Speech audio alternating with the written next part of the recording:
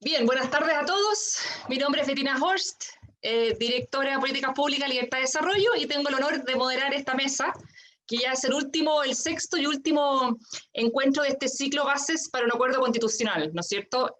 Hoy día vamos a abordar el tema de descentralización, un tema, como a veces se dice, en boca de todos y en manos de nadie, una reforma tan difícil de empujar, ¿no es cierto? Pero bueno, así que gracias por conectarse, gracias a nuestros panelistas que están acá el día de hoy. Este esfuerzo conjunto que hemos hecho con múltiples centros de estudio que hemos organizado entre todos, la Fundación Jaime Guzmán, Idea País, el Instituto de Estudio de la Sociedad, la Fundación para el Progreso, Horizontal, Libertad y Desarrollo, la Fundación Piensa, República, el Instituto de Libertad, Acción Educar, Comunidad de Justicia, Ciudadana Austral, Aire Nuevo. Tanto organizaciones basadas en Santiago como también en regiones. Así que el tema de descentralización es un tema que muchos abordan. Bueno, tenemos 5 grandes expositores, cada uno va a tener 6 minutos y la idea después es abrir un espacio de preguntas para que ustedes la hagan a través del chat. Yo voy a ir moderando para también después ir abordando y ver los contrapuntos y los énfasis de cada uno en la conversación final para terminar en ningún caso más allá de las 8:20, 8:25. Así que partamos por Maximiliano Duarte, ¿les parece? Maximiliano es abogado y magíster en Derecho Administrativo de la Pontificia Universidad Católica del Paraíso, es profesor de Derecho y Descentralización Regional de la misma universidad, investigador de la Fundación Piensa y actualmente participa en distintos grupos de trabajo elaborando propuestas para el proceso de descentralización. Así que, Maximiliano, el tiempo es tuyo. Muchas gracias, Bettina.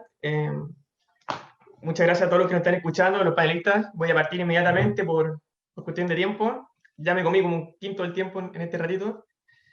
Lo que quiero contar hoy día son básicamente 3 cosas que a veces pueden parecer medio contraintuitivas y que son muy importantes en un proceso constitucional, porque esta es la descentralización en una constitución. Lo primero que quiero referirme es respecto al propio concepto de descentralización. Se tiende a decir que la descentralización es un proceso de transferencias. Es un proceso de transferencia donde, en razón de su objeto, se puede transferir autoridad o poder, funciones, atribuciones o recursos. Entonces, de ahí se habla de que la descentralización se puede clasificar en descentralización administrativa, descentralización fiscal y descentralización política. ¿Ya? Eso es lo primero. Lo segundo es que la descentralización no ocurre entre sujetos determinados. Entonces, en cuanto a su objeto, en cuanto a los sujetos, esta se da entre órganos que forman parte de la administración del Estado y que tienen representación territorial. Es decir, se da desde el nivel nacional a las regiones, desde el nivel nacional a las comunas, o desde el nivel regional a las comunas. Así entendía la descentralización es como se entiende en las ciencias sociales, pero la verdad es que cuando uno ve el término descentralización en la Constitución, uno llega a la conclusión de que el término tiene un significado distinto. Es decir, existen 2 conceptos de descentralización. La descentralización en las ciencias sociales, que es lo que hablé recién, y de lo que seguramente se van a referir también mis compañeros de panel. Y en segundo lugar, la descentralización en un sentido jurídico. Y en este sentido jurídico, la descentralización no es más que un sistema en que los servicios son prestados por órganos que forman parte del Estado, son creados por el Estado, pero que tienen una personalidad jurídica distinta del Estado. ¿A qué me refiero con esto? Cuando uno se pregunta cuál es un órgano centralizado o descentralizado, tiene que ver si que tiene o no personalidad jurídica. Le voy a dar un par de ejemplos. Carabineros de Chile, la Contraloría General de la República, si uno lo quiere demandar por algo, uno demanda al fisco de Chile. ¿Ya? Actúan bajo la personalidad del fisco. Pero es distinto, por ejemplo, cuando uno habla del INJUV, o los servicios de salud, o la JUNGE, o la superintendencia. Si uno quiere demandar a esos servicios, tiene que mandarlo a ellos propiamente tal, no al Estado. Entonces, esos son órganos descentralizados. Si uno se da cuenta, es una concepción completamente distinta. Entonces, lo primero que quería decir es que hay que tener ojo en un proceso constituyente y una constitución cuando se utiliza el término descentralización. No es que uno pone descentralización y hablamos de un proceso de transferencia. No, de hecho, el único artículo que habla de descentralización, que es el artículo 3º, se refiere a este sentido más restringido, que es el concepto jurídico. Eso es lo primero.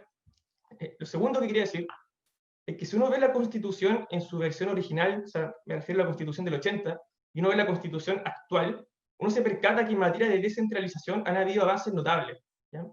Si bien dije que la descentralización, lo que es bien paradójico, en el sentido de las ciencias sociales, no se relacionan con el concepto propiamente tal de descentralización, eso no significa que la descentralización esté ausente en la Constitución. Hay varios artículos que se refieren a la descentralización. Por ejemplo, hay un artículo, el 19, número 20, que dice que la ley puede crear impuestos regionales, ¿ya? Con clara identificación regional. Esa es una norma de descentralización fiscal. Hay normas de descentralización administrativa cuando establece que la ley podrá generar un proceso de traspaso de competencias. Esa es descentralización administrativa porque hay traspaso de funciones. Y también hay descentralización política en aquellas normas constitucionales donde aparece que ciertas autoridades locales tienen que ser electas por sufragio directo. Esas son normas de descentralización política, aunque no utilicen el término descentralización. Eso es lo segundo. Y si ustedes se fijan, estas normas, básicamente todas las normas de descentralización, fueron dictadas después del año 90, el año 91, el año 2005, el año 2009, el año 2015, 2017. A lo que voy es que la descentralización, de estar ausente en la redacción del 80 a la Constitución actual, ha habido avances notables en las tres dimensiones de la descentralización. Lo que me refiero con esto es que, a mi juicio, estos avances se tienen que defender, ¿ya? Porque son avances que demoraron mucho tiempo, básicamente 20, 30 años. Entonces, a mi juicio, las normas de descentralización que están actualmente en la Constitución, y fueron todas hechas en democracia después del año 90, deben marcar el desdén de la discusión constitucional. Y por último, lo último que quería decir, ya que vimos la mitad del vaso lleno, lo que se ha avanzado, cuál es el concepto de descentralización que hay que tener ojo, lo último que quería decir era respecto a las oportunidades que ofrece un proceso constituyente en materia de descentralización. La descentralización es una materia que por excelencia corresponde ser regulada en una constitución porque dice relación con distribución del poder. Y no hay instrumento más idóneo para distribuir el poder que la constitución. O sea, la descentralización es un tema que no puede omitirse en una discusión constitucional. Eso es lo primero. Y si uno se pregunta, bueno, ¿cómo podemos avanzar entonces en descentralización? Yo me iría más bien a los sujetos. Yo dije que la descentralización tiene un objeto, descentralización fiscal, administrativa, política, pero en cuanto a los sujetos, uno se percata de que dice relación con la organización administrativa del Estado, los niveles administrativos, gobiernos regionales, lo que nos hace preguntarnos el caso de las regiones, ¿cuántas regiones vamos a tener? ¿Van a haber provincias? ¿No van a haber provincias? ¿Van a haber comunas? Es decir, que la división territorial y la división político-administrativa es un presupuesto de la descentralización. Y ahí hay mucho que hacer, mucho que avanzar. Hay quienes están hablando ya de hablar de macroregiones o hacer un cambio en la estructura de nuestra división político-administrativa y también en la forma de Estado, que también está muy íntimamente relacionada con la descentralización. Ya que me quedan 10 segundos, entonces quería cerrar diciendo que ojo con el concepto de descentralización en la Constitución, hay que ser bien específico. En segundo lugar, ojo que hemos avanzado bastante en los últimos 30 años en materia de descentralización a nivel constitucional. En tercer lugar, quería decir, ojo, que hay mucho que avanzar aún por descentralización y podríamos partir por revisar, repensar nuestras bases institucionales y nuestra división político, administrativa y territorial. Muchas gracias. Gracias, Maximiliano, sobre todo en tu apego al tiempo. Le damos la palabra a Sasha Hanik. Sasha es periodista, actualmente investiga en la Fundación para el Progreso y es coordinadora de programas globales de la FPP, ¿no es cierto? Ella tiene una maestría en edición y medios de comunicación de la Universidad Adolfo Ibáñez y con especialización en economía e historia de Asia. También es novelista de ficción y tiene alguna publicada por ahí, ¿no? Sasha, 6 minutos para ti. Partió el cronómetro.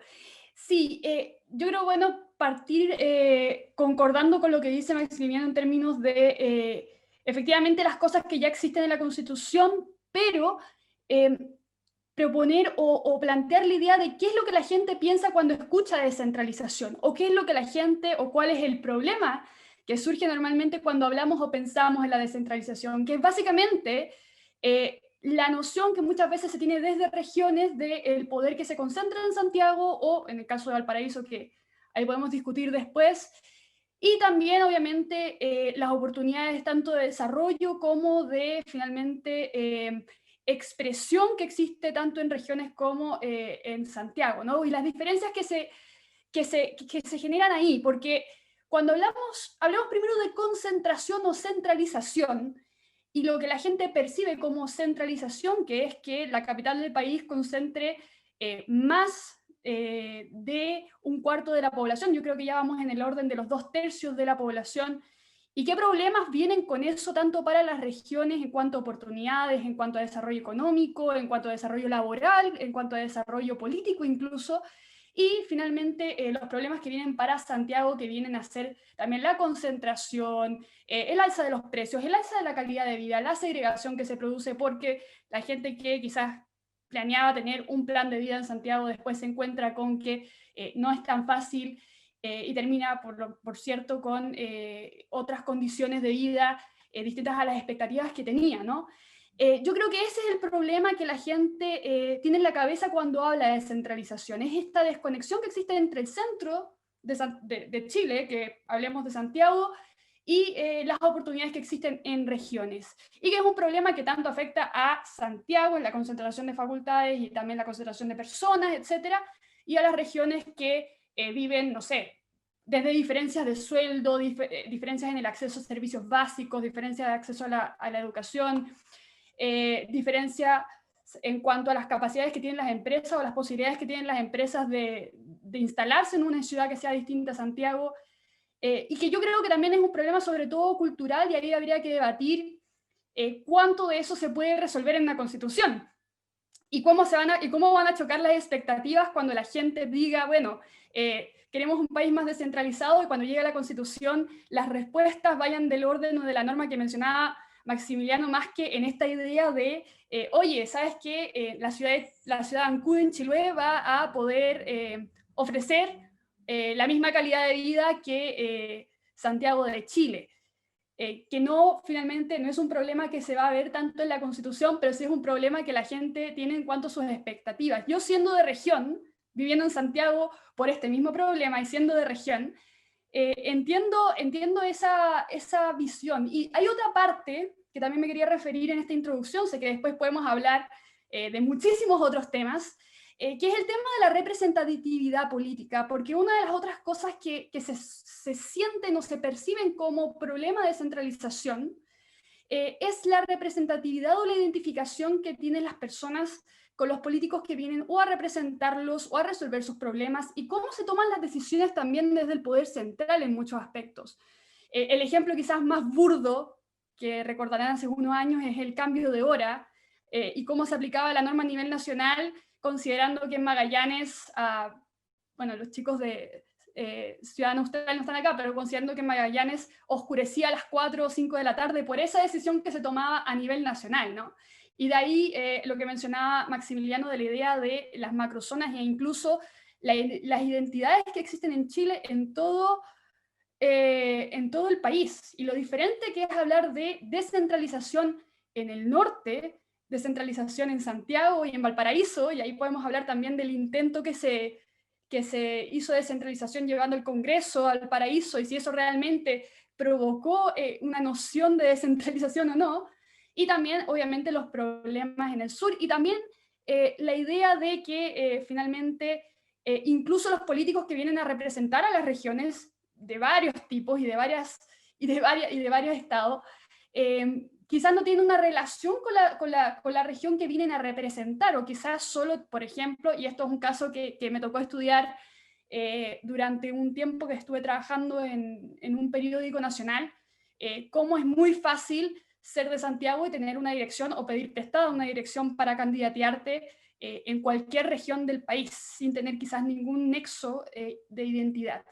Todo lo que yo acabo de decir, por supuesto, son problemas que considero vienen mucho más por un cambio cultural, que se pueden empujar con algunas reformas, no sé si tanto en la Constitución, pero sí se pueden instalar propuestas dentro de lo que es el modelo de país que queremos dentro de la Constitución.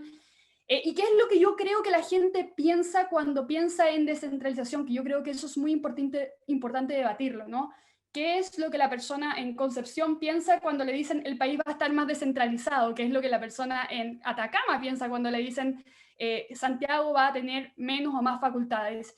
¿Y qué facultades van a tener entonces las regiones que no tenían antes o que van a poder aplicar?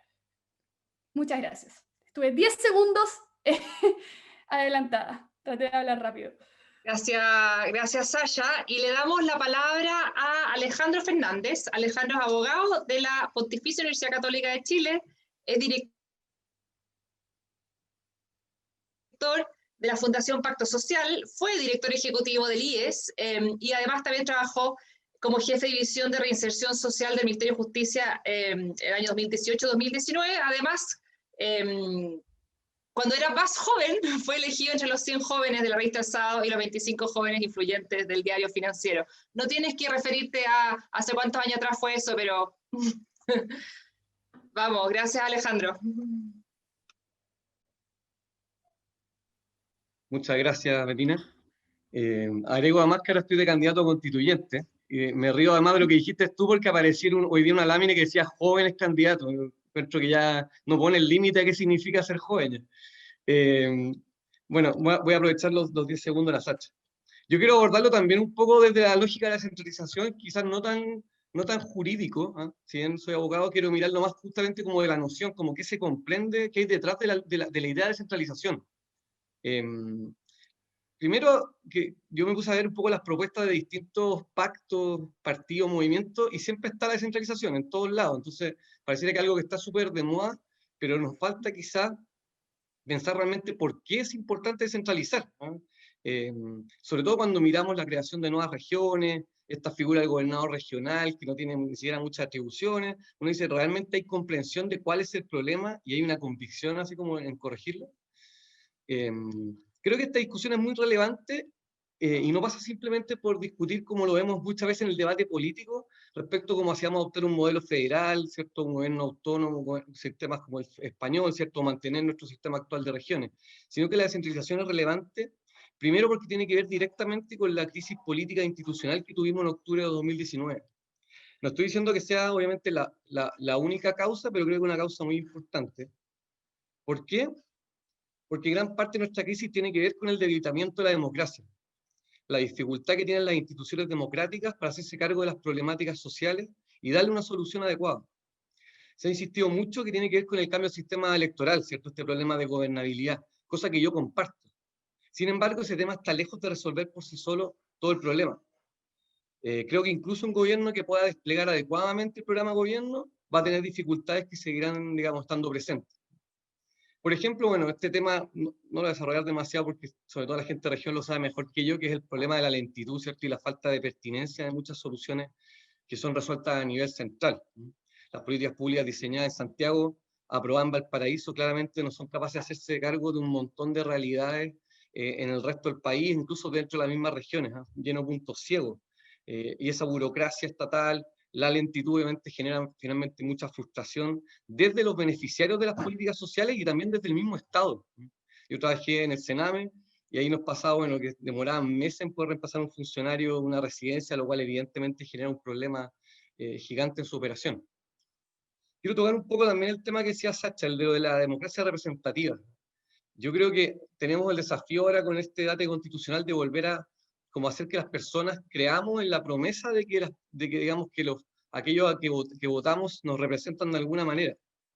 Entonces, creo que por un lado podemos introducir cambios que fortalezcan la representatividad, junto con incorporar algunos mecanismos de democracia directa. Claro, la pregunta es como, ¿qué tiene que ver esto con lo territorial o local? Yo creo que tiene mucho que ver.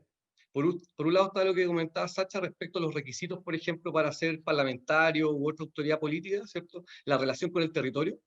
De hecho, hoy día el Senado, que es digamos, el órgano, la Cámara que tiene por objetivo justamente dar una cierta como equidad territorial, ¿cierto? En el Congreso, representar en forma menos pareja el territorio, no se le exige vínculo con el territorio, lo cual es bastante llamativo. Yo creo que incluso debería exigirse más que a los propios diputados. Y por otro lado, también hay otras cosas que hay que tocar, por ejemplo, el sistema electoral. Evidentemente, al momento que se ampliaron los distritos, eso inmediatamente generó el problema de que ahora obviamente los parlamentarios están más preocupados de digamos, las comunas más grandes, ¿cierto?, de su distrito, y las que están más aisladas no van. Eso era distinto cuando tenías menos comunas, por lo tanto también hay algo que hay que mirar.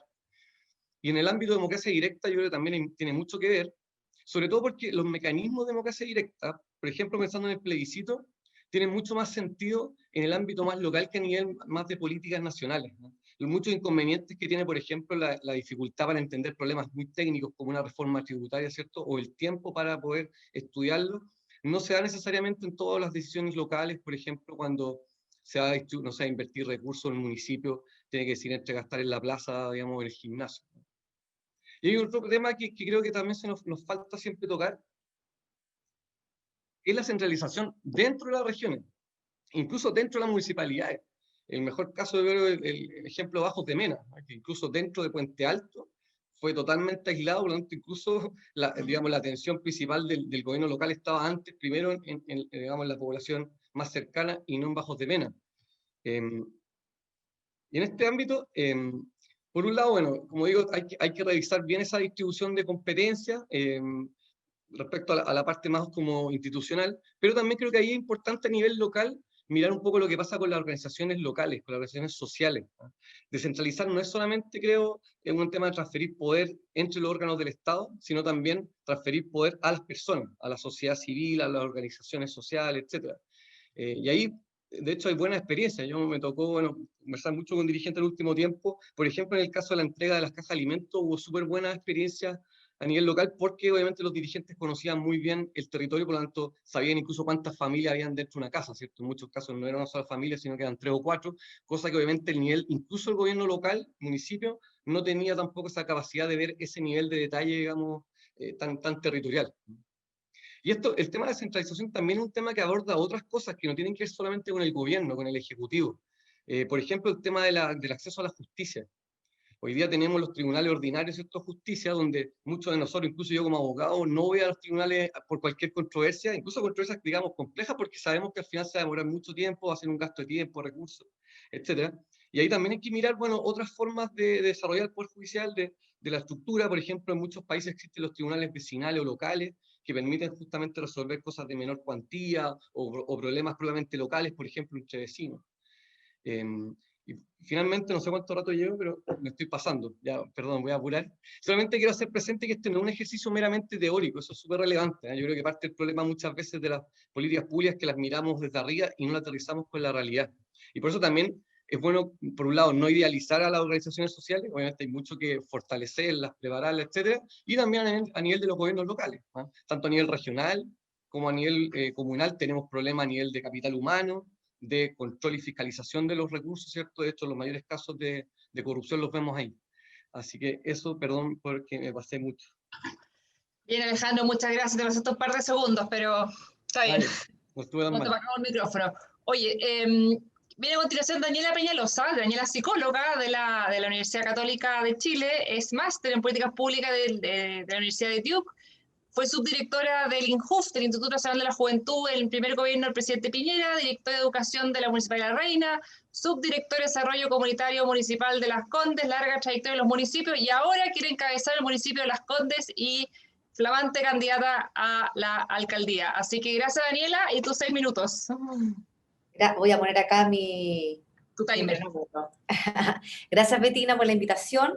Y me voy a aprovechar de lo último también que dijo Alejandro, de que esto no es teórico. Por tanto, para complementar lo que hemos expuesto hasta el momento, voy a hablar desde los municipios, que es desde donde yo tengo también mi experiencia laboral, mi formación también profesional.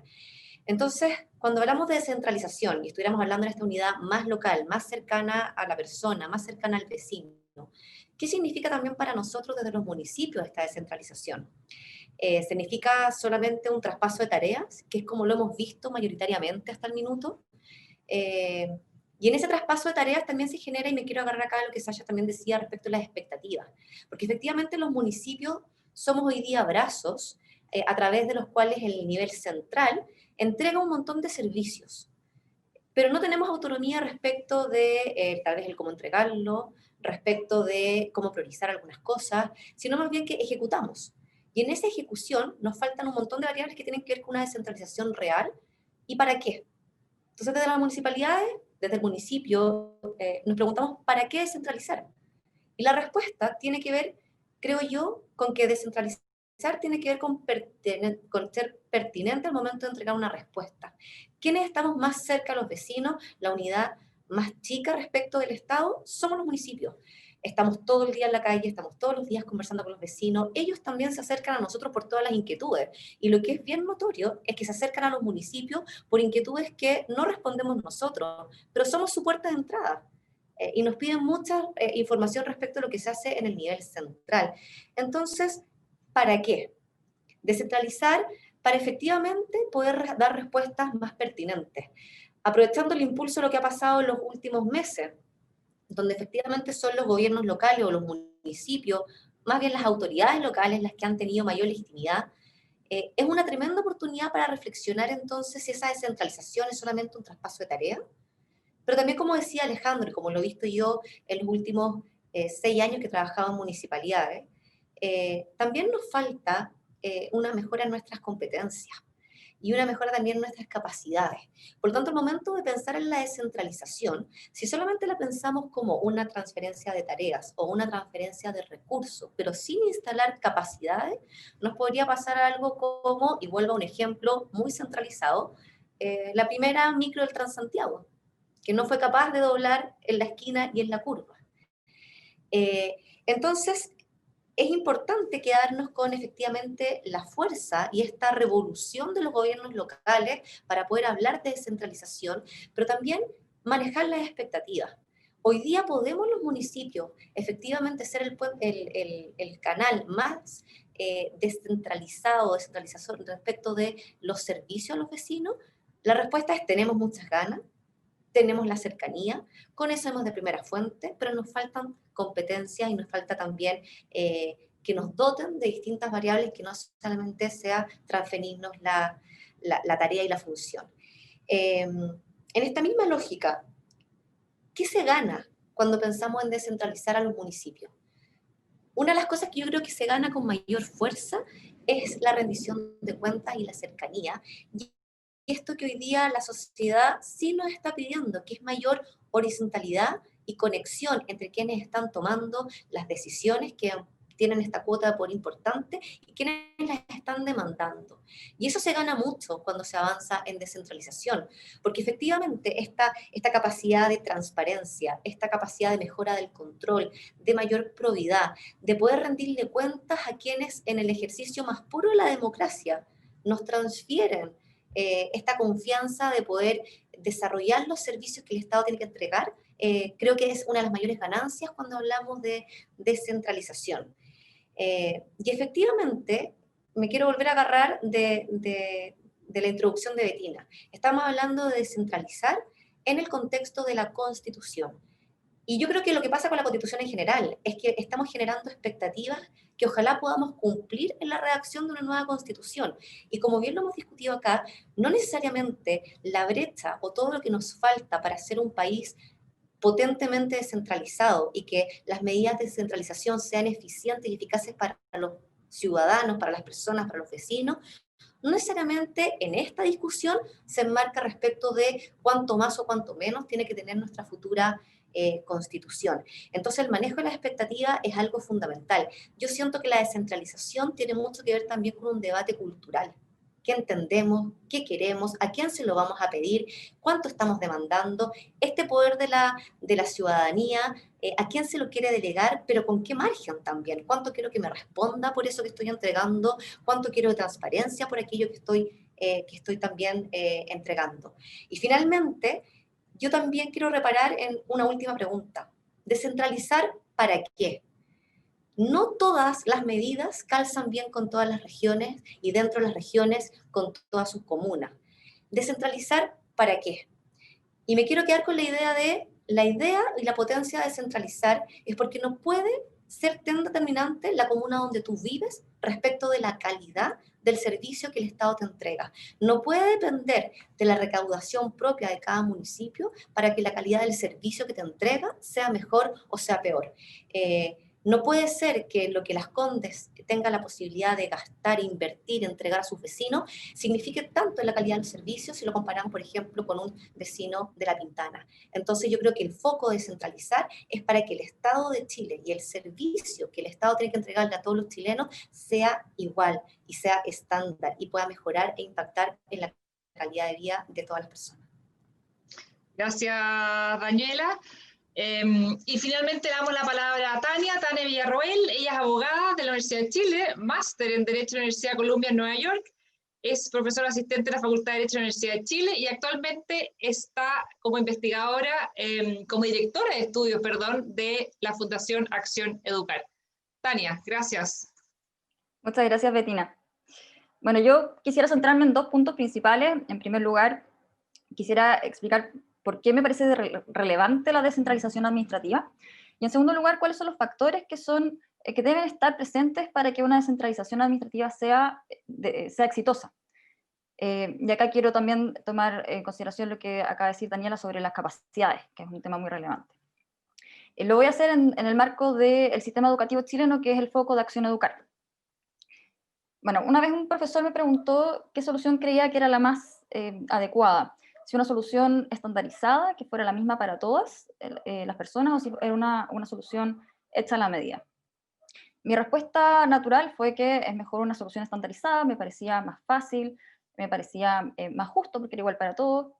Sin embargo, este profesor me sacó de la equivocación y puso un punto que me pareció muy relevante, que es que en un mundo en el cual los contextos son tan diferentes, los territorios generan necesidades y problemas tan particulares, en el cual además existe un constante cambio y modificación de las circunstancias, que en realidad la mejor solución es aquella que logra adaptarse a las circunstancias particulares de la mejor manera y que además se puede adaptar al cambio. Un ejemplo de este tema que estoy planteando se vio con los protocolos de retorno a clases presenciales de las escuelas.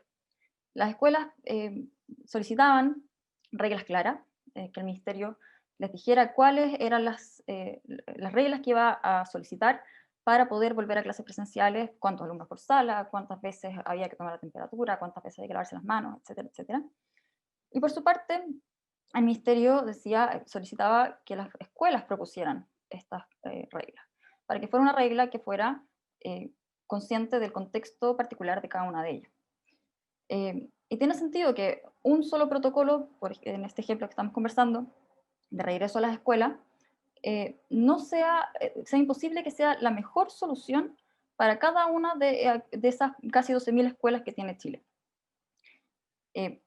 De este ejemplo me interesa ver que el valor de la centralización que creo yo que podemos constatar es, en primer lugar, que existe una diversidad importante en los territorios de Chile, el contexto es fundamental y es diferente, y en segundo lugar, que son aquellas reglas hechas a la medida, y que son generalmente las que se logran desde abajo para arriba y no de arriba para abajo, las que logran ser más beneficiosas y logran encontrar las mejores soluciones de política pública. Por lo mismo, y acá haciendo una relación con la Constitución, que es el tema que nos convoca, la Constitución no solo debe reconocer que existe esta diversidad, que es fundamental que lo reconozca, sino que también debe promover que el foco de la decisión se traslade hacia aquellas personas que están, o aquellas unidades locales que están más cercanas a la problemática y que puedan, por lo tanto, tener el conocimiento de las particularidades y poder hacer justamente estas ideas de reglas hechas a medida y que consideren las particularidades del lugar. Ahora bien, la autonomía y la descentralización por sí sola no hace magia, y existen ciertos factores que son relevantes para que la descentralización efectivamente sea exitosa. Entre ellas, algunas que quisiera mencionar son, en primer lugar, el desarrollo de capacidades, en segundo lugar, la idea de una meta común, una relación con el nivel central, disponibilidad de recursos, por supuesto, entre otras. En este contexto, quisiera analizar la municipalización de la educación escolar, que fue justamente una iniciativa que pretendía descentralizar la educación, que hasta ese momento dependía todo del Ministerio de Educación, ¿cierto? Entonces, en 1981, las escuelas municipales o las escuelas fiscales en ese tiempo se traspasaron a las 345 municipalidades. Y más allá de los efectos positivos o negativos que haya tenido esta reforma, me quisiera centrar en aquellas críticas respecto justamente de esta descentralización administrativa que han surgido. En primer lugar, uno de los problemas que se enfrentaron fue la falta de capacidades.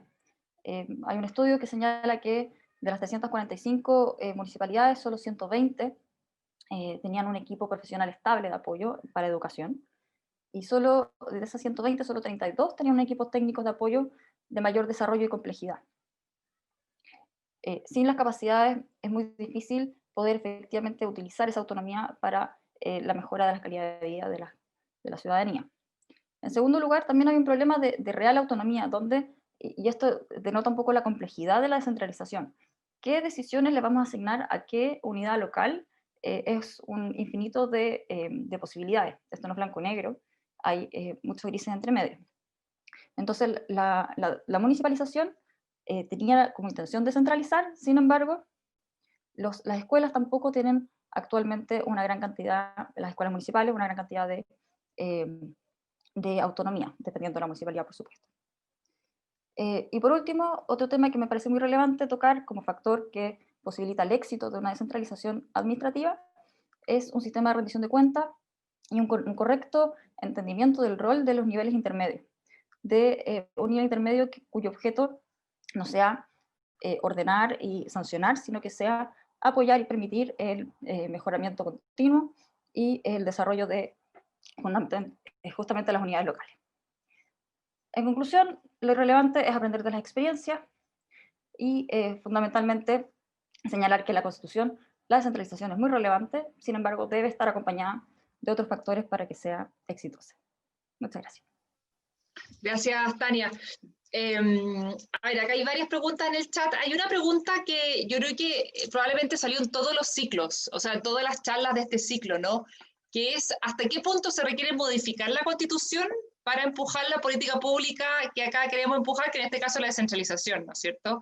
Porque bien sabemos que la Constitución nos da un marco legal general y a partir de eso se descuelgan las políticas públicas que realmente, que al final del día son las que determinan si eso lo que está en la Constitución realmente se plasma en la realidad o no. Entonces, pensando en lo que contiene hoy día la Constitución, nuestro marco legal, ¿qué cosas adicionales habría que poner para que se pueda empujar más fácil ese carro?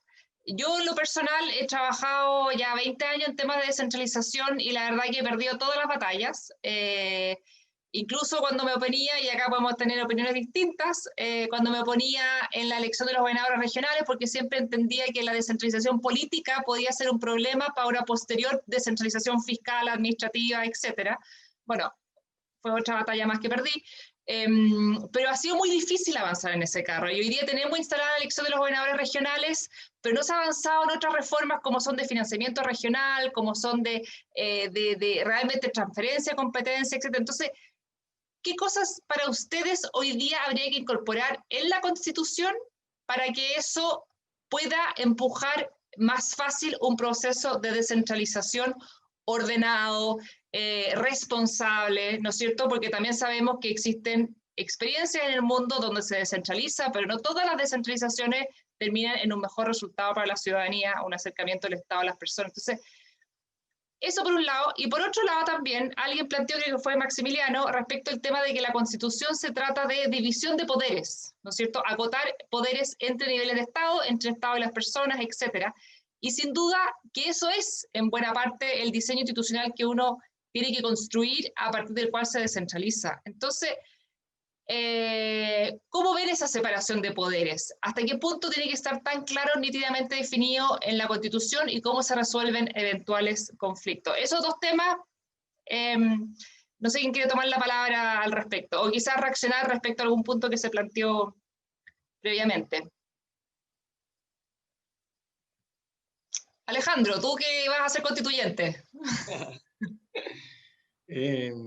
Ya, ¿hay algún votante del Distrito 13, no? ¿Cuál es el Distrito 13? Aprovecha de pasar el mensaje. Sí, el Bosque, San Miguel.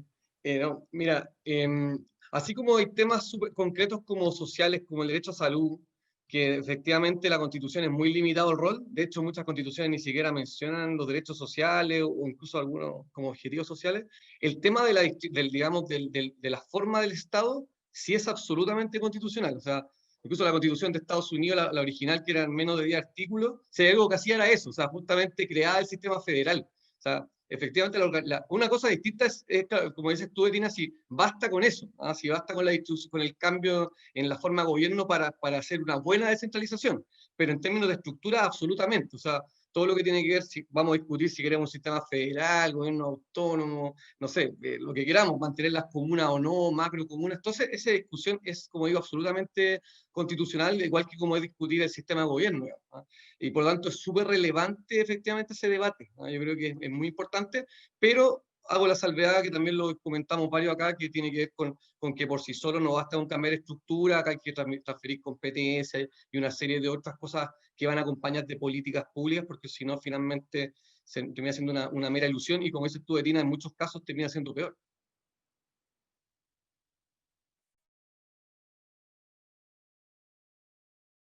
Sasha, y después Maximiliano. Tiene el micrófono apagado. Estaba en mute, lo siento. Yo justamente me quería tomar de lo que decía Alejandro para comentar sobre por qué queremos descentralizar o qué es lo que queremos lograr con descentralizar, y quiero volver de nuevo ahí a las expectativas, ¿no? Porque claro, la gente tiene esta idea o se ha popularizado la idea de que Chile debe ser descentralizado, o sea que hay que quitarle básicamente facultades al gobierno central y entregársela ya sea a las comunas en algún punto, o a las regiones, o a las macroregiones, si es que se discute eso. Bueno, eso todo es tema de discusión en los próximos meses, así que ahí tendremos que ver lo que ocurre. Pero básicamente lo que la gente le gustaría lograr o lo que la gente quiere lograr con la descentralización es que exista la posibilidad o la oportunidad de vivir fuera de Santiago, teniendo acceso a buenos servicios públicos o privados, pudiendo tener un proyecto de vida fuera de Santiago con un cierto estándar y, por supuesto, incluso poder desarrollar y competir en ciertos niveles con Santiago, cosas que se ha logrado en algunos puntos muy experimentales, muy básicos. Normalmente en el sur se habla de, bueno, empresas agrícolas que claramente por ser agrícolas están en el sur y entregan trabajo. Entonces, la discusión yo creo que constitucional en torno a todo lo que vamos a ver en los próximos meses, ¿no? Ya quizás próximos años, va a tener que sopesar un poco la parte jurídica, que es básicamente qué tipo de Estado vamos a querer y si va a ser federal o hasta qué punto va a ser federal o si vamos a cambiar las regiones. Y también qué lineamientos dentro de la Constitución pueden llegar a que finalmente se pueda desconcentrar Santiago, y yo creo que eso es un tema tanto demográfico como cultural, como incluso económico.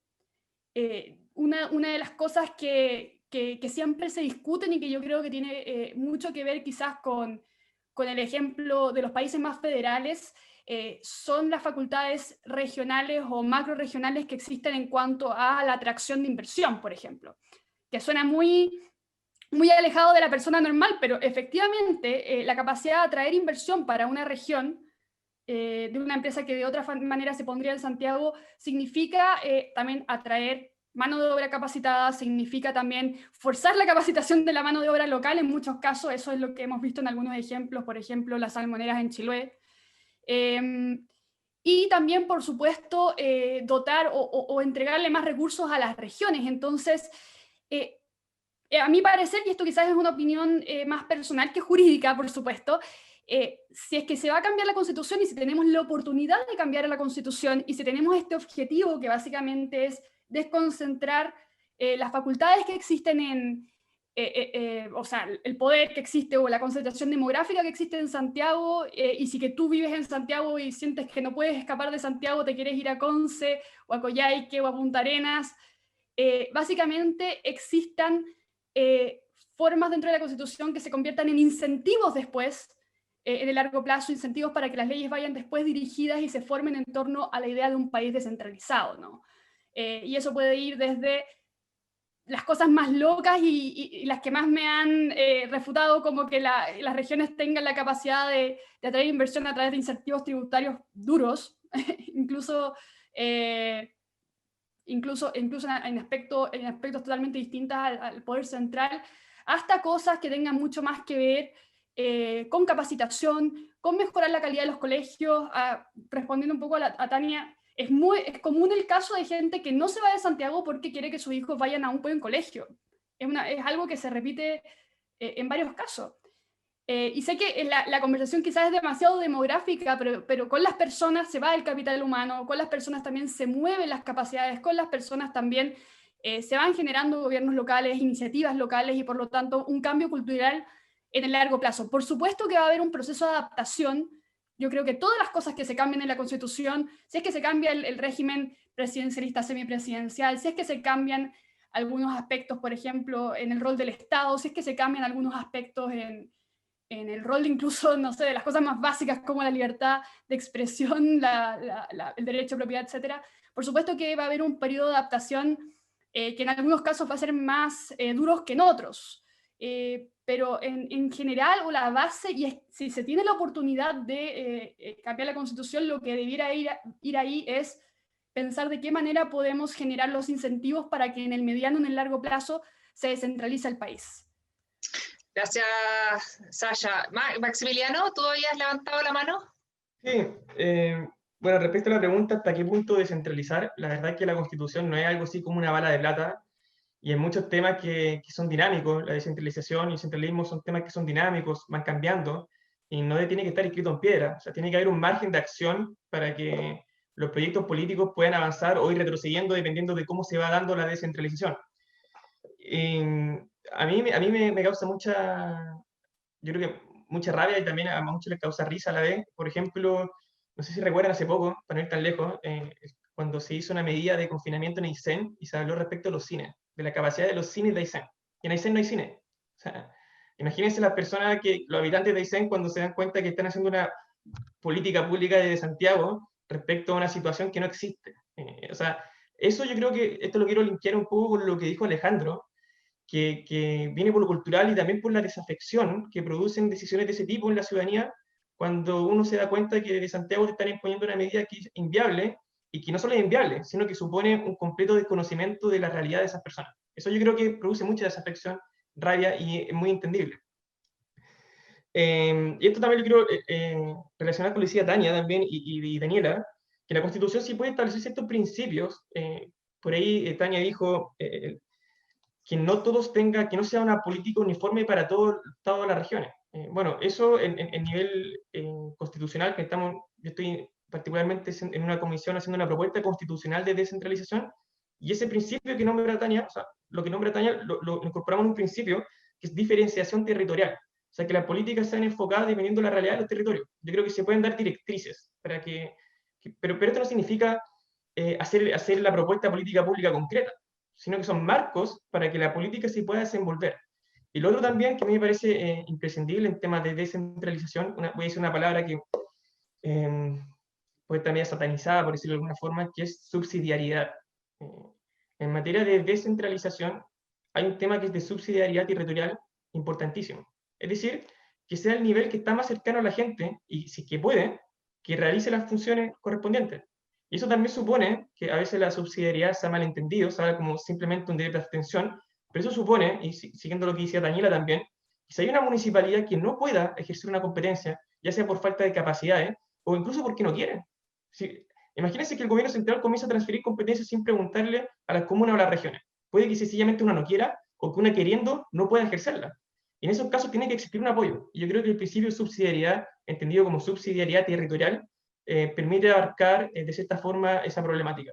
Eso en cuanto a principio.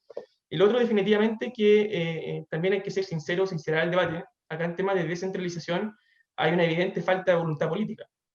O sea, yo mencionaba, por ejemplo, el año 91, cuando se hizo esta reforma constitucional, y se estableció la posibilidad de establecer impuestos por identificación regional. Uno puede decir, ¿y cuántas leyes a propósito de ese artículo se han hecho después? Bueno, ninguna. La ley de renta regional se habla hace años de eso. Y eso es falta de voluntad política. Ahí no hay un problema constitucional. Entonces, es importante que, si bien se puede avanzar en descentralización, se tiene que reconocer lo avanzado, incidir en ciertos principios, también hay que, en paralelo, avanzar con más decisión y exigirle a la clase política que también se ponga los pantalones ahora, y que no esperemos que el proceso constitucional, a que la Constitución por sí misma vaya a resolver todos los problemas, porque eso va a generar expectativas frustradas, definitivamente.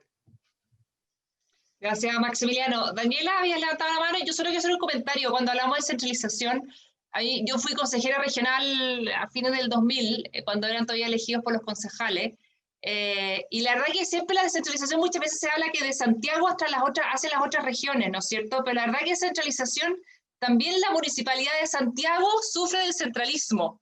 Yo sé que para muchos es casi una herejía decir que incluso dentro de la región metropolitana hay mucho centralismo, pero también entender que no es solo Santiago versus regiones, sino es que son los distintos niveles de Estado y que todos finalmente, mientras más alejados del poder de decisión en la moneda, es descentralización y está más cerca de los territorios. Así que, bueno, con eso, Daniela. Voy a partir como por una idea más macra respecto de lo que todos sabemos que es la Constitución de modo general. Definir ahí el rol de los distintos poderes y actores de nuestra sociedad. Por lo tanto, ¿cómo se puede avanzar en materia de descentralización? Para mí es súper importante que se mantenga el acento en la libertad de crear, en la libertad de emprender y por lo tanto en la fuerza y en el poder que tiene que tener la sociedad civil para que efectivamente podamos hablar de descentralización. Y también el rol del Estado, y me metí a Copuchenta al chat, el rol del Estado en fiscalizar y cómo efectivamente a través de la Constitución y en las distintas materias, porque ojo que hablar de descentralización como una parcela, como un apartado distinto a todos los otros temas, creo yo que es un error, porque al final la descentralización es una estrategia, es una herramienta. Y por lo tanto no creo yo que en una constitución uno pueda esperar que la descentralización esté tan definida propiamente tal o tan demarcada, porque yo la entiendo y la interpreto como una herramienta, como una forma para que los servicios que tiene que entregar el Estado para asegurar una condición de vida digna y la posibilidad de desarrollo de todas las personas se pueda dar de mejor manera, pertinentemente, en unidades más reducidas, más locales, sean los municipios, sean las regiones, entender la misma lógica de lo que tú decías, Betina. Acá no es del nivel central a todas las regiones o de Santiago respecto a las otras regiones, sino también de la unidad local respecto incluso, y lo mencionaba Alejandro, de cómo se vincula con las iniciativas locales, las juntas de vecinos, los comités de seguridad. Eso también tiene que ver con descentralizar y con la profunda creencia en la libertad y en la capacidad de las personas de autónomamente formar instancias que le permitan ir resolviendo sus necesidades de manera complementaria a lo que podemos hacer los municipios y lo que pueden hacer los distintos servicios del nivel central.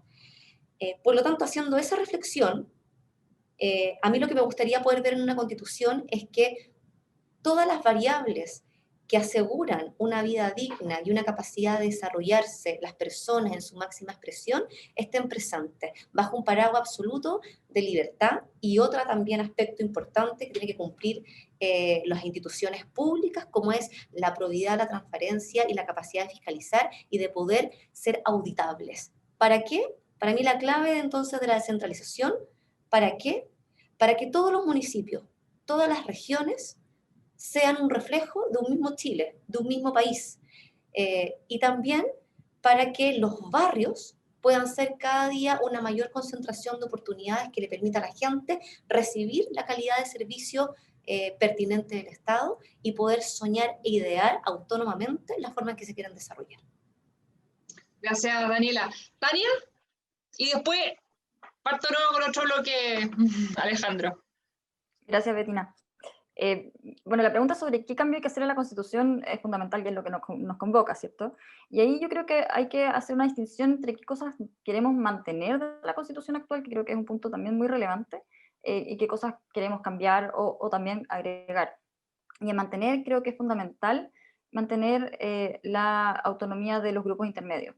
En la misma idea de la descentralización, los grupos intermedios son fundamentales y es muy importante lograr resguardar su autonomía por todo lo que hemos conversado, ¿cierto? En cuanto a qué cosas queremos cambiar, nuestra Constitución actual regula muy en detalle la organización comunal y regional. Entonces, si queremos cambiarlo de alguna forma, bueno, eso tiene que ser en la Constitución. Y luego, en cosas que queremos agregar, aquí estoy de acuerdo con Maximiliano de la relevancia de agregar, o también está de cierta forma en la Constitución, aquellas directrices de hacia dónde queremos impulsar la legislación, estos mandatos legislativos para que la ley se haga cargo después de justamente avanzar en esas direcciones, que en este caso sería hacia la descentralización y, como sostengo, no solamente reconocer la diversidad, sino que también promover la autonomía y esta toma de decisiones en el fondo de abajo hacia arriba y no de arriba hacia abajo. Ahora, todo esto puede quedar en nada porque la Constitución, como sabemos, necesita leyes para poder implementarse. Y acá un caso paradigmático es el caso del kinder obligatorio, que se encuentra en la Constitución, pero la ley todavía no ha sido aprobada en el Congreso. Y en ese sentido creo que la parte de la implementación es muy relevante para poder justamente generar esas capacidades y poner ojo en todos los factores que hemos estado mencionando, que son importantes porque la descentralización por sí misma puede no ser exitosa. Entonces hay que tomar en consideración y aprender de nuestra experiencia de qué son los factores que debemos tratar de considerar e incorporar para poder tener una centralización exitosa. Gracias, Tania. Antes de darle la palabra, quiero agregar un par de preguntas más también a partir de algunas que aparecen en el chat a la discusión. Y pensando en la Constitución y qué tiene que estar ahí para desencadenar un proceso de reforma, o qué otras cosas uno tiene que tener presente al momento de avanzar en materia de descentralización. Y ahí se habla el tema del clientelismo, ¿no es cierto? Y la corrupción, porque si bien acercamos con la descentralización las decisiones del nivel central a la comunidad, pero también se puede generar un espacio de mayor clientelismo, corrupción, captura. Entonces, ¿cómo uno se hace cargo de eso? Hay muchas cosas que no son parte de la Constitución, pero cómo sí, cuando uno empuja desde ese nivel, hacerse cargo también de esos otros temas, cómo abordar eso. ¿Están funcionando los consejos municipales, los consejos regionales al respecto? El segundo punto es división política. También hay varias preguntas respecto ahí. Bueno, ¿deberíamos volver a una división política administrativa del país como la que teníamos antes con 50 provincias? ¿O debiéramos generar 3 macrozonas? Después de esta nueva constitución vamos a terminar con menos regiones. ¿Qué debiera decir la constitución al respecto? Y por último, el clásico tema que se levanta en esta discusión, el tema de las capacidades en regiones y en comunas, ¿no es cierto? Llevamos años hablando de centralización y siempre los detractores dicen, no, es que no hay capacidad instalada. Entonces nos hemos gastado millones de dólares durante muchos años a través de la SUDERE, gastando en capacitación, en academias, en diplomados, y seguimos con que no hay capacidad instalada. Entonces, ¿qué falta y qué falla? ¿Qué se tiene que empujar? ¿Cuáles son los requisitos quizás que tienen que estar en la Constitución para eso? Tú ya has pedido la palabra, Alejandro. Te metí más temas arriba de la mesa, pero puedes tomarlos o referirte a los anteriores. Sí, son varias cosas. Sí. A ver, la verdad que es un tema bien complejo. Yo creo que hay una propuesta, de hecho, que sacó Horizontal que me pareció interesante, que tiene varias cosas que se han discutido, digamos, no es que esté inventando la rueda, que tiene que ver con la lógica, con la idea de macro regiones, pero además también como de comunas más grandes, ¿no? Que también yo me parecía razonable. O sea, está bien que tengan un carácter local, pero efectivamente encontramos en Chile unas comunas, no se acuerdan, pero unas comunas donde votaron 100 personas, digamos, y dieron vuelta el plebiscito. O sea, es como bien absurdo. Y obviamente es más difícil tener capacidades instaladas a nivel de tan micro, ¿no? Entonces me parece que es bien razonable ver eso. La dimensión, los tamaños de esas comunas, algo que habría que revisar. Y también a nivel municipal creo que se debería avanzar en establecer estándares más altos, por ejemplo, el tema de la alta dirección pública. Eso se incorporó, Tania, tú me puedes corregir, pero a nivel cierto de los colegios, los directores de colegios, está la alta dirección pública, pero eso se podría ir incorporando en otros temas. O sea, ustedes vieron el caso San Ramón, que no es porque sea de mi distrito, pero es impresentable, ¿cierto? Veíamos al alcalde de San Ramón que estaba vinculado con los narcos y que de hecho era su asesor. Entonces ahí también yo creo que deberíamos poner mayores estándares, mayores exigencias e incompatibilidades, porque incluso eran personas que habían estado condenadas por la justicia. Entonces hay como pisos mínimos que debieran abordar. Gracias, Alejandro. Maximiliano. Sí, yo quiero responder la pregunta que me parece muy interesante que dijo alguien ahí en el chat sobre las macroregiones y 3 o 50. Bueno, yo creo que quizás la decisión no son 3 o 50, sino está más los grises. También recuerdo la postura de Horizontal, que son 5 o 6 macroregiones. Yo creo que aquí lo más importante es, y también acá lo decía otra persona en el chat, que hay que tener en cuenta que nuestra división regional actual fue establecida en 1974 por razones de seguridad nacional. O sea, si uno ve los decretos de ley que crearon las regiones, el punto central era la seguridad nacional. Yo creo que una descentralización actual digamos, mirando al futuro, al desarrollo de los territorios, dice estar centrada precisamente en el desarrollo. Y también reconociendo las identidades territoriales. Porque por ahí alguien mencionaba también en el chat sobre las provincias, volver a las provincias. Yo diría no volver a las provincias, pero sí reconocer que las provincias tenían una cuestión que habría que rescatar, que sí recogían las dinámicas sociales que se daban en ciertos territorios. Lo que yo pienso que se debiese hacer en un proceso constituyente es pensar el territorio y viendo ciertos factores comunes que hay entre regiones, y quizás así ir armando el mono, por decirlo de alguna forma. Nosotros empieza, esto como a modo de spoiler, que se le dice, estamos precisamente trabajando en una propuesta de macroregiones en base a ciertos factores, y a nosotros nos dan 8 regiones. Algunos dirán, ¿por qué no 5 más? Pero nosotros estamos tomando ciertos factores, por ejemplo, núcleo clúster de desarrollo productivo, cuáles son las vocaciones productivas, población indígena que se siente identificada con ciertos pueblos originarios, eso también hay que tomarlo en cuenta, nivel de educación, ingresos per cápita, todo, y uno va tomando ciertos factores y va viendo que se van formando ciertas tendencias, ¿no?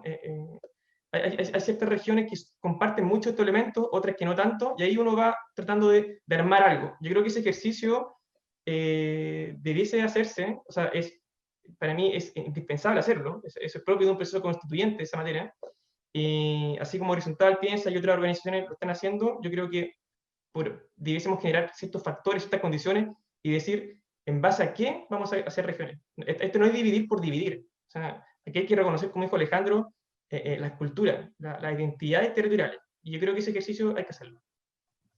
Sí, gracias Maximiliano. Un comentario antes de darte la palabra, Tania.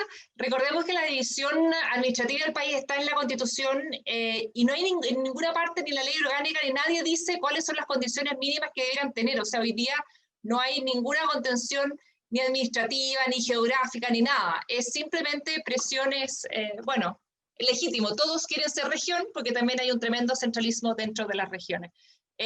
Tania, y también para ir cerrando ya, para que cada uno calcule más o menos unos 2 minutos de cierre. Tania, partamos por ti. Gracias, Bettina. Yo solo quería aportar que creo que una experiencia que es interesante de revisar al momento de decidir cuántas regiones, de qué tamaño, que es algo muy relevante. O sea, no es lo mismo tener, o sea, es muy relevante cuántas regiones tener. Es mirar la experiencia de la desmunicipalización. Teníamos las escuelas, ¿cierto?, las 345 municipalidades, pero en 2007 se publicó la ley de la nueva educación pública, en la cual se traspasan las escuelas a 70 servicios locales de educación. Y esta es una experiencia que todavía, por supuesto, está bastante en pañales y hay que recolectar datos y ver qué sirvió, qué no sirvió, pero es una experiencia que debiésemos mirar. Así como de lo que hemos logrado investigar hasta el momento, les puedo hacer hincapié en que es muy relevante el proceso de instalación. No es llegar y cambiar quién es el responsable y la descentralización administrativa. La instalación de los servicios locales de educación ha sido un tema muy relevante y se requiere tiempo, años, para que la instalación se haga correctamente y para lograr justamente la participación de la comunidad, que creo que es un factor clave que debe lograrse con la descentralización. O sea, es uno de los focos que debiese atender o que debiese intentar lograr la descentralización. Básicamente eso, y también creo que es muy relevante relevar el tema del cambio cultural, que significa todo lo que estamos conversando. Pero revisar esta experiencia y poder sacar conclusiones de ella creo que puede ser muy importante. Perfecto, gracias Tania. Bueno, hagamos el orden inverso del primer panel. Daniela.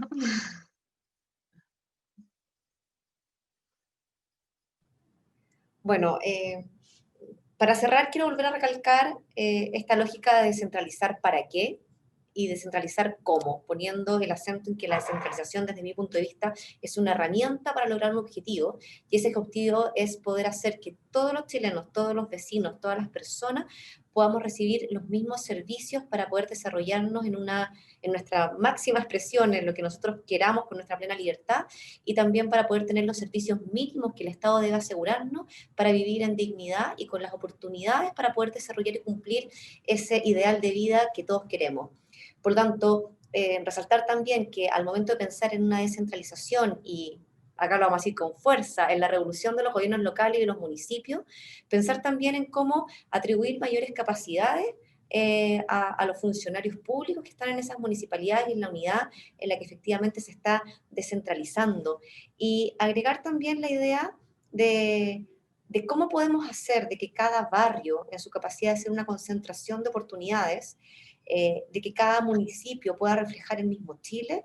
Pensemos tal vez en cómo hoy día se concentra el capital y cómo también se concentra la propiedad, que dificulta que algo tan técnico como el fondo municipal y el gasto municipal sea tan desigual y tan abismante de una región respecto de otra, y dentro de las regiones respecto de una comuna y respecto de otra. Las comunas que concentran la mayor riqueza en Chile son 4 o 5, estamos hablando de 350 y un poco más comunas. Entonces, poner acento también en eso, en cómo podemos idear una constitución y un marco teórico precioso. Podemos estar esperando leyes que nos permitan la implementación.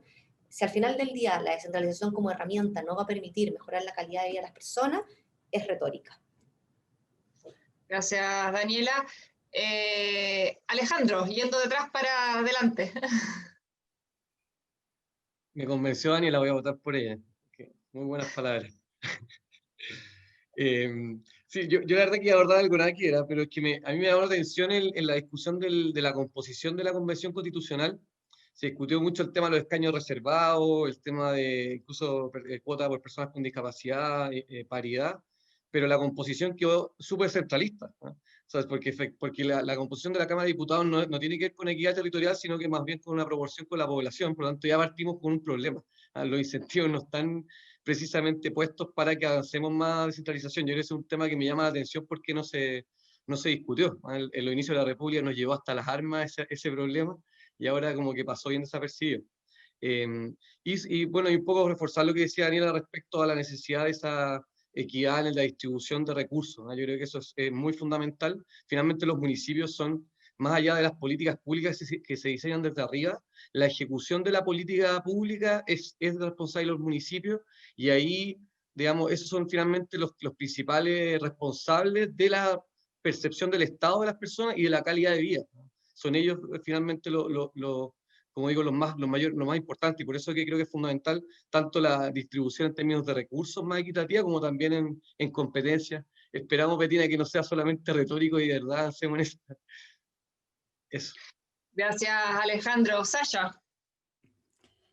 Sí, mientras estaban hablando me puse a pensar un poco en lo que decía Alejandro sobre quiénes van a redactar la Constitución finalmente, y en qué posición nos pone eso, porque cuando uno piensa en descentralización y en las cosas que uno espera de una Constitución, uno esperaría que no fuera a pasar que los constituyentes que están haciendo finalmente esa carta magna tuvieran cierta conexión con los problemas locales o con los problemas que enfrentan estos pequeños municipios, estas regiones más extremas, o incluso ciudades que finalmente se conectan con Santiago, pero no son tan grandes como Santiago, como lo son Concepción, Valparaíso, Viña del Mar, etcétera, ¿no? Entonces creo que ahí tenemos un desafío importante, una vez que estés en la Convención Constitucional, poner también la conexión con las realidades locales en la mesa, para que no vaya a pasar que en la configuración de las regiones, si van a ser macroregiones, microregiones, municipalidades gigantes o medianas, no vaya a pasar que un pueblo pequeño, y esto está pasando hoy en día en Los Ríos y también creo que en otras regiones, un pueblo pequeño que es mucho más cerca de Osorno que de Valdivia, y por lo tanto, ahora que Osorno estuvo en cuarentena, tenía que pegarse un viaje de 3 horas para ir a comprar pan porque vivías en una zona rural, y básicamente dividieron las dos regiones antes de que te pudieras dar cuenta, ¿no? Ese tipo de cosas yo creo que va a ser súper interesante tocarlas y tenerlas en cuenta en el momento que hagamos la discusión constitucional. Yo creo que lo que también se mencionaba sobre el cambio cultural es vital. Por lo tanto, una constitución quizás no tenga que tener una misión descentralizadora, pero sí estar pensada para marcar líneas que puedan empujar o incentivar ciertos espacios para la descentralización. Yo creo que ahí van a ser tres claves, tres cosas: la conectividad, es decir, la capacidad de conexión que van a tener las municipalidades chicas con las municipalidades grandes, las personas con sus ciudades o las ciudades con Santiago, para poder hacer una descentralización efectiva y que no provoque simplemente dependencia. En segundo lugar, un tema económico que tenga que ver con generar una reforma que quizás no tiene que estar en la Constitución, pero quizás en la misión de la Constitución, que genere un desarrollo sustentable en las regiones, en la capacidad que tengan las regiones distintas en desarrollarse tanto económica como socialmente. Eso va a ser clave para la sustentabilidad en el largo plazo, porque sí, aquí voy a hacer un poco irme en contra de lo que comentaban, pero se pueden transferir recursos desde el organismo central a todas las municipalidades, quizás según población o según territorio. Ahí habría que ver de qué manera hacerlo más equitativo, pero en el largo plazo el ideal sería que las municipalidades y las regiones y macroregiones pudieran sustentarse solas o que recibieran finalmente los recursos equivalentes al desarrollo que ellas mismas logren.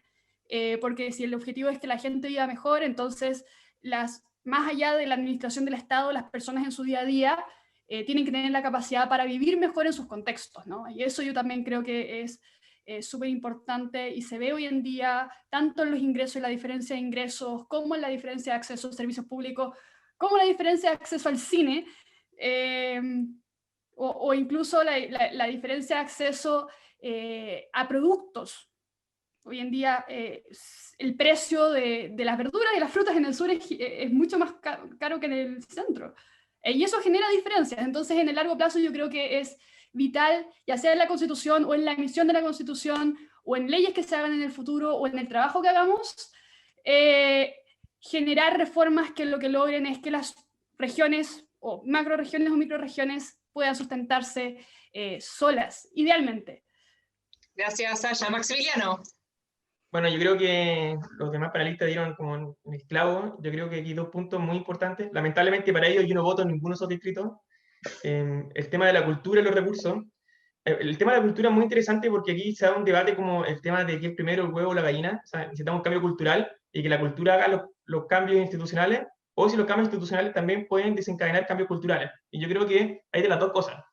Voy a dar un ejemplo de mi región. En mi región nosotros hacemos encuestas intensas sobre conocimiento de autoridades.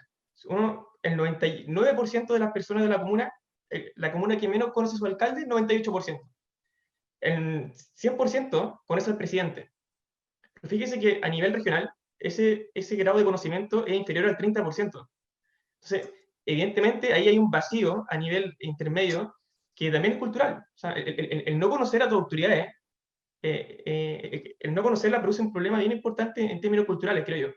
Y ese asunto sí se puede revertir en cambios institucionales. Cuando las personas tienen la posibilidad de votar por su autoridad, las conocen de partida, y genera cierta afección, o eleva el debate público regional. Eso falta mucho, y yo creo que esos cambios culturales sí se pueden hacer a través de un cambio institucional. Y lo segundo, los recursos. Otro ejemplo también de Valparaíso. Se habla hace muchos años, más de 10 años, extender el metro a La Calera. Eso sale 200 millones de dólares, sí, más o menos. Fíjese que el presupuesto regional total del FNDR, de la región de Valparaíso, son 75.000 millones. O sea, debiésemos juntar la plata de 2 años para poder llevar esa política pública. Eso es impensable, es irrisorio, es un absurdo.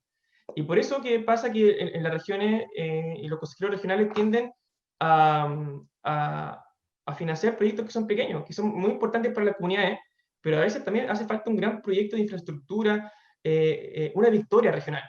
El poder decir, miren, nosotros decidimos extender el metro y lo hicimos. Y eso también genera cambios culturales. Y nuestra institucionalidad es deficiente para poder hacer eso. Y en tercer lugar, un desafío que también relacionado con la cultura, es poder bajar este tema, lo abstracto. Yo quizá abuso un poco del abstracto en mi presentación por lo constitucional, que es bien abstracto, pero esto hay que hacerle entender a la gente, intentar hacerle entender, de que la descentralización no es un fin en sí mismo, es un medio para la consecución de otros fines. Si nosotros avanzamos en descentralización, vamos a poder mejorar la salud, ¿sí?, la educación y una serie de otras áreas. Y puede que también no nos vaya bien, puede que incluso fracasemos en algunas regiones o en algunas comunas, pero el proceso se va a desencadenar y se va a poder hacer ajustes y la gente la va a poder vivir. O sea, vivir la descentralización es bien importante. Con eso cierro mi intervención. Gracias Maximiliano.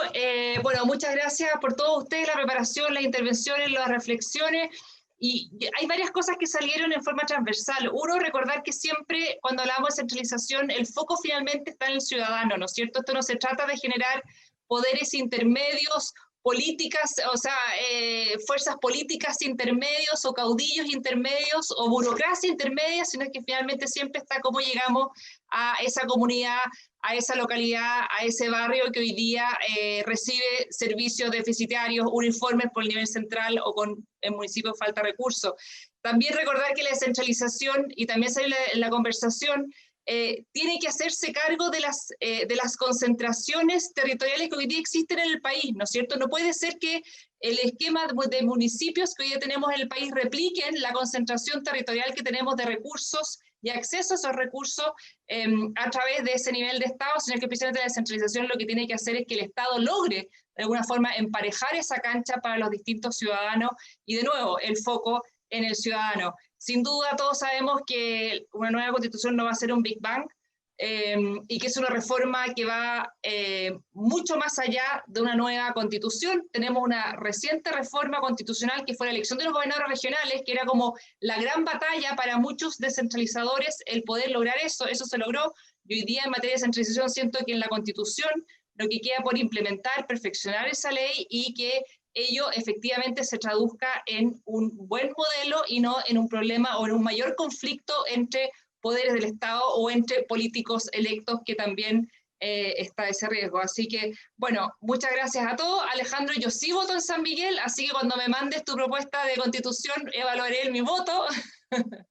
Éxito a todos los que se embarcaron en una carrera electoral, es súper valioso. Ojalá que logren a concretar, que ganen las elecciones y que estén ahí y que puedan empujar las ideas que hoy día representan y que el día de mañana, cuando estén en el ejercicio de poder, no se olviden que muchas veces también sucede. Así que eso, gracias a ustedes y gracias a todos los que están, todos los que están conectados. Y bueno, estamos en contacto y marzo partiremos con nuevos ciclos. Así que muchas gracias a todos, que estén muy bien.